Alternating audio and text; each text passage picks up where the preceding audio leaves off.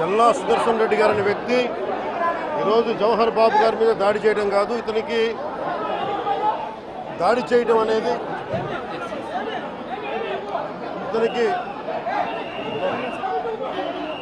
దాడి చేయడం అనేది కొత్త కాదు. జల్లా సుదర్శన్ రెడ్డి గారికి గతంలో కూడా ఈయన ఇదే ఎంపీడీఓలో ప్రతాప్ గారి మీద దాడి చేశారు, శేఖర్ నాయక్ గారి మీద దాడి చేశారు, అలాగే శ్రీనివాసరెడ్డి గారి మీద దాడి చేశారు. ఇది వీళ్ళ రాజ్యాలు అనుకుంటా ఉన్నారు. ఇష్టానికి మేము చేసుకోవచ్చు. నేను జవహర్ బాబు గారు కూడా చెప్పింది ఏంటంటే మూడు తాళాలు అడిగారు, మీ అమ్మగారికి ఇస్తాం, అది ఆవిడ మండల పరిషత్తు ఆవిడకి పదవి ఉంది కాబట్టి వాళ్ళ పిల్లలకి ఇవ్వమంటే ఎందుకు ఇవ్వం అని చెప్పి వాళ్ళ మనుషులు దాడి చేసి అమానుషంగా కొట్టారు. ఆయనకి హై బీపీ ఉన్న వ్యక్తి, హార్ట్ ప్రాబ్లం ఉన్న వ్యక్తి, పైగా కూర్చోబెట్టి కులాన్ని దూషించడం.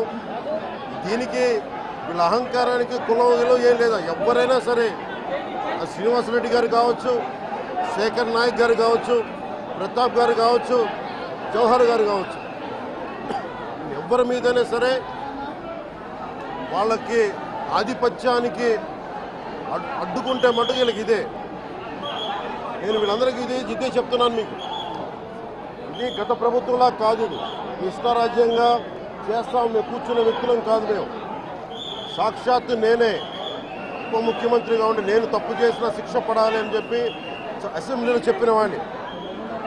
అలాంటిది మీరు ఇష్టారాజ్యంగా కూర్చొని అధికార విధులు నిర్వహిస్తున్న వాళ్ళ మీద దాడి చేస్తే ఏమాత్రం ఉపేక్షించాం. ఎస్పీ గారికి చెప్పాం, కలెక్టర్ దృష్టికి తీసుకొచ్చాం. కలెక్టర్ గారు కూడా ఇదే చెప్పారు.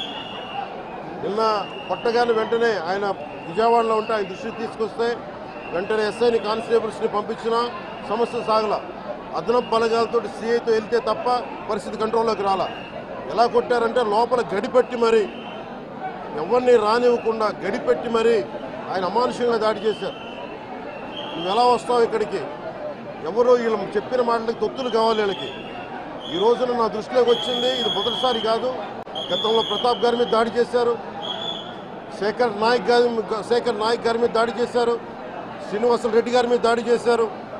వీళ్ళకి కులం ఎక్కువ తక్కువ లేదు, వీళ్ళకి అహంకారం నడినెత్తి మీదకి వచ్చి కొట్టుకుంటా ఉంది. అహంకారం తీస్తాం, తోలు తీసి కింద కూర్చోబెడతాం. మీకు ఒళ్ళు ఒక్కొక్కళ్ళకి మీకు ఎక్కడెక్కడ ఉన్నాయో తెలియట్లా. మీకు అహంకారాలు పెరిగిపోయినాయి. మీకు ఆధిపత్యపు అహంకారంతో అధికారుల మీద దాడి చేస్తే మిమ్మల్ని ఎలా తీసుకెళ్లాలో, ఎలాంటి శిక్ష పడాలో మీకు ఖచ్చితంగా చేసి పెడతాం. మీకు ఇష్టారాజ్యంగా చేయకండి. అహంకారంతో నడినెత్తి మీద కళ్ళు నెత్తికెక్కాయి మీకు. ఈ ప్రభుత్వం చాలా త్రికరణ శుద్ధిగా అందరం కూర్చొని మేము కలిసికట్టుగా ఉన్నాం ఇక్కడ. ఇది కూటమి ప్రభుత్వం, ఇది వైసీపీ ప్రభుత్వం కాదు. ఇది ఇష్టారాజ్యంగా మీరు చేస్తారంటే కామ్గా కూర్చునే ప్రభుత్వం కాదు. మీకు ఎలా చేస్తే, ఎలా నియంత్రిస్తే మీకు కిందకు వస్తారో మేము చేస్తాం. మీరు గాల్లో విహరిస్తూ ఉన్నారు, 11 సీట్లు వచ్చి ఇంకా గాల్లో విహరిస్తున్నారు. మొత్తం మీకు ఎలా కిందకి దించాలో మాకు బాగా తెలుసు, చేసి చూపిస్తాం. ఇదే కాదు, ఈ సందర్భంగా ఏ నాయకులకైనా సరే అధికారుల మీద దాడి చేసినా, అధికారులు విధులు నిర్వహిస్తుంటే అడ్డుకున్నా చాలా కఠినమైన చర్యలు ఉంటాయి. ఈరోజు నేను వచ్చి ఇక్కడ ఎందుకు వచ్చాను జవహర్ బాబు గారి దగ్గరికి అంటే, ఆయన ఒక ఎస్సీ ఎస్టీ కులానికి సంబంధించిన వ్యక్తినో వీటి గురించి అని కాదు.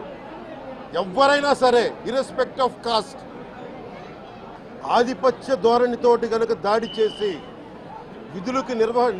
విధుల నిర్వహణకు అడ్డం వస్తే ఇది ఉపేక్షించే ప్రభుత్వం కాదు. ఎస్పీ గారికి కూడా చాలా స్పష్టంగా చెప్పాం.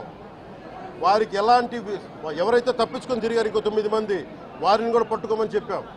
వారికి తగిన విధంగా కౌన్సిలింగ్ చేయాలి, అలాగే కఠినమైన శిక్షలు పడాలి.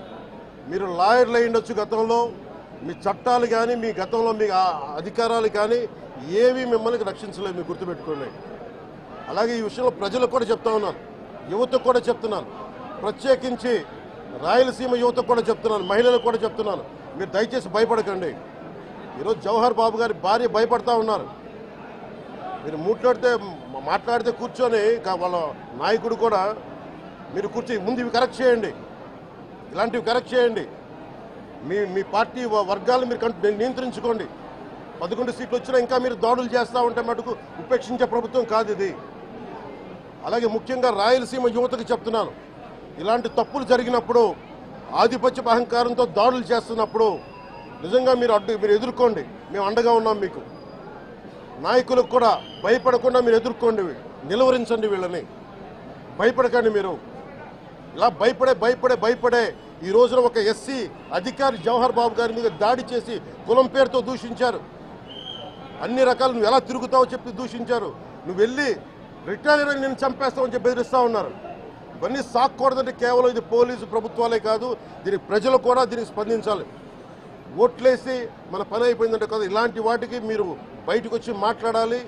భవిష్యత్తులో ఇలాంటి నాయకులు మళ్ళీ ఎన్నికల్లో పాల్గొనాలంటే కూడా వాళ్ళకి భయం రావాలి. మీరు ఆ స్థితిలో ప్రజలు కూడా దీనికి అప్రమత్తంగా మీరు కూడా దీనికి బాధ్యత వహించండి. ప్రభుత్వం మీకు అండగా ఉంటుంది.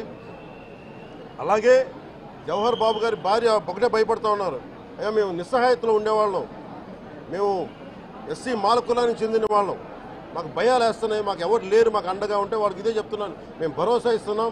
పక్కనే కలెక్టర్ గారు ఉన్నారు, ఎస్పీ గారు ఉన్నారు, ఎమ్మెల్యే గారు ఉన్నారు, మిగతా జిల్లాకు సంబంధించిన నాయకులందరూ ఎమ్మెల్యేస్ ఉన్నారు, నాయకులు ఉన్నారు. మేము అందరి తరఫున మాటిస్తున్నాం, మీకు ఏ మాత్రం ప్రాణ భద్రతకి ఏమైనా ముప్పు కలిగినా మేమందరం మీకు అండగా ఉంటాం, కఠినమైన శిక్షలు తీసుకుంటాం అని మీకు భరోసా ఇవ్వడం జరిగింది వాళ్ళకి. అలాగే డాక్టర్స్ని అడిగాను, వాళ్ళు చాలా లోపల కొట్టేశారు మొత్తం. పాప ఆయన బాగలేదు, ఆరోగ్యం బాగలేదు. అన్నిటికంటే కూడా ఒక ఎంపీడీఓ అంటే ఒక మండలానికి ఉన్నతాధికారి ఆయన, ఒక ఎస్పీ, ఆయన ఆ మండలానికి ఆయన ఒక కలెక్టర్ స్థాయి వ్యక్తి. అలాంటి వ్యక్తిని కూర్చొని దుర్భాషలాడుతూ బూతులు తిడుతూ కులం పేరు మీద దూషిస్తూ ఇది కూర్చోబెట్టి ఇది ఒక పరిపాటి అయిపోయింది. ఇది ఇక్కడితో ఆగాలి. ముఖ్యంగా రాయలసీమ ఎక్కడైతే ఉందో మీకు ఇలాంటి ఆధిపత్యపు ధోరణి ఉందో దీన్ని అందరూ సమిష్టిగా ఎదురు తిరగాలని మనస్ఫూర్తిగా నేను ఆకాంక్షిస్తున్నాను. మీరు కూడా పాల్పంచుకోమని కోరుకున్నా. అలాగే చాలా స్పష్టమైన ఆదేశాలు ఇచ్చాం పోలీసు ఉన్నతాధికారులకు కానీ కలెక్టర్ గారికి కానీ ఎమ్మెల్యే గారికి మొత్తం అందరం కూడా సమిష్టిగా ఒకటే నిర్ణయం తీసుకుని ఇలాంటి భవిష్యత్తులో రాకుండా పునరావృతం కాకుండా ఉండాలని మనస్ఫూర్తిగా మేమందరం నిలబడి ఉన్నాం ఈ మాట మీద. అందుకని తెలియజేసుకుంటూ ఇప్పుడు గాలివీడు మండలంకి వెళ్ళి ఎలా జరిగింది వీటి మీద నేను అక్కడ మాట్లాడుతూ ఉన్నాను. అది కూడా కలెక్టర్ నా దృష్టికి తీసుకొచ్చారు. ఇందాక దారిలో నాగేంద్ర అని ఒక రైతు దాదాపు 3 ఆయన కుటుంబ సభ్యులు బిడ్డలతో సహా భార్యను కూడా ఒక్క నిమిషం సంబంధం ఇది నా దృష్టికి దిగ్గని చెప్పారు నాకు. ఇది 2 అంశాలుగా మేము చర్చిస్తున్నాం. దీన్ని దాని ఇన్వెస్టిగేషన్ జరుగుతూ ఉంది. ఒకటి, అంతకు ముందు రోజే మ్యూటేషన్ మీద మేము తిరిగి ఆయన పొలం ఆయనకు వచ్చేస్తుంది, ఆయన ఎవరి దగ్గర అప్పు తీసుకున్నారంట.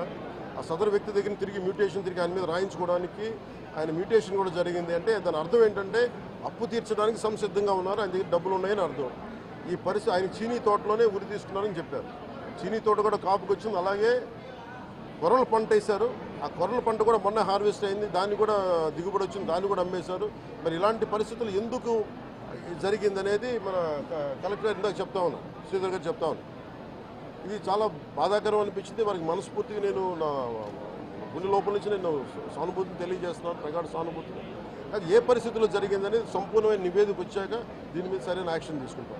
ఒకవేళ నిజంగా అప్పులు బాధ భరించలేక చనిపోయారా, అలాగే లేదంటే ఎవరన్నా బలవంతంగా ఇబ్బంది పెట్టి చచ్చిపోయేలా చేశారు, ఈ కోణంలో కూడా మనకి ఇన్వెస్టిగేషన్ జరుగుతూ ఉంది.